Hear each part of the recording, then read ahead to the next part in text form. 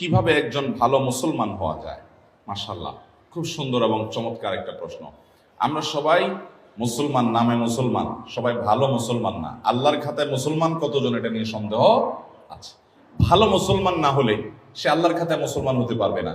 ভালো মুসলমান না হলে সে মুসলমান হয়ে জান্নাতি হতে পারবে না সরাসরি প্রথম চান্সে।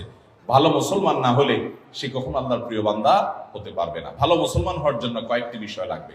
নাম্বার 1, ইমানটা বিশুদ্ধ থাকতে হবে। ইমানটা কি থাকতে হবে? বিশুদ্ধ থাকতে হবে। আপনাদের এই এলাকাতে, চট্টগ্রামে বিশেষ করে, আমাদের অনেক মুসলমান ভাইরা আছেন, অনেক মুসলমান বোনরা আছেন, সন্তান হয় না, আল্লাহর কাছে দোয়া করে ঠিক আছে, কিন্তু আবার মাজারেও যায়।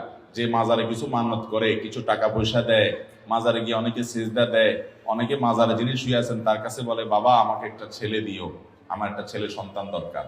আছে না? না এগুলা সাথে সাথে ইমান নষ্ট হয়ে যাবে, সাথে সাথে ইমান নষ্ট হয়ে যাবে।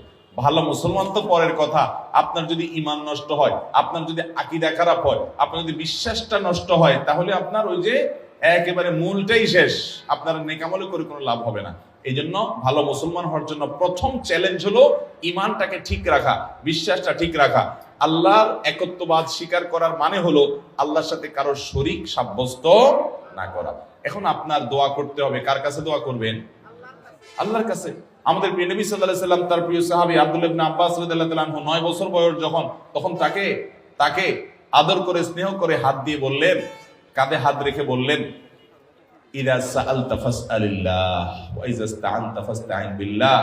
তোমার যদি কিছু চাওয়া লাগে আল্লাহর কাছে চাইবা, সাহায্য চাওয়া লাগে আল্লাহর কাছে সাহায্য চাইবা। চাওয়া, সাহায্য চাওয়া এগুলো আল্লাহ ছাড়া অন্য কারোর কাছে অলৌকিক সাহায্য চাওয়া যাবে? তাহলে কোন মাজারের কাছে আমরা সন্তান চাইবো না, আল্লাহর কাছে চাইবো? আল্লাহর কাছে চাইবো। ঠিক একই ভাবে আমার দোয়া, আমার ইবাদত বন্দেগী, এটা মাজারে করার জিনিস না, এগুলো আরশের মালিকের কাছে পেশ করতে হবে। মাজারে যিনি শুয়ে আছেন নিজেও আল্লাহর বান্দা, নিজেও আল্লাহর গোলাম, উনি নিজেও আল্লাহর কাছে মুখাপেক্ষী। আপনি গোলামের কাছে কেন চাইবেন, মালিকের কাছে চাইবেন? আল্লাহ বলেছেন, উদউনি আস্তাজিব লাকুম, তোমরা আমার কাছে দোয়া করো, আমি তোমাদের দোয়া কবুল করব। অতএব দোয়া করতে হবে কার কাছে? আল্লাহর কাছে। ভালো মুসলমান হওয়ার জন্য ইমান ঠিক রাখতে হবে। ইমানের মধ্যে কোনো শিরিক থাকতে পারবে? অন্ধের মতো আনুগত্য কোন দলের করবেন, কোন ব্যক্তির করবেন? অন্ধের মতো আনুগত্য, সব কথা শুনবো, এটা কার হবে? শুধুমাত্র আল্লাহ। আর সবার এই বেলা এটা চলবে না। এমনকি আমিও যদি কথা বলি, কোন আলেমও যদি কথা বলে, তার যদি ভালো কোনো কথা হয় সেটা নিবেন। কোনো কথা যদি খারাপ মনে হয়, কোরআন হাদিসের বিরুদ্ধে যায়, তিনি বললেও আপনি সেটা মানবেন। এর নাম হলো মুসলমান। ইমান ঠিক থাকতে হবে যে আমি কার গোলামি করব, কার কথা শুনবো, কার আনুগত্য করব, কার কাছে দোয়া করব? শুধু আল্লাহ।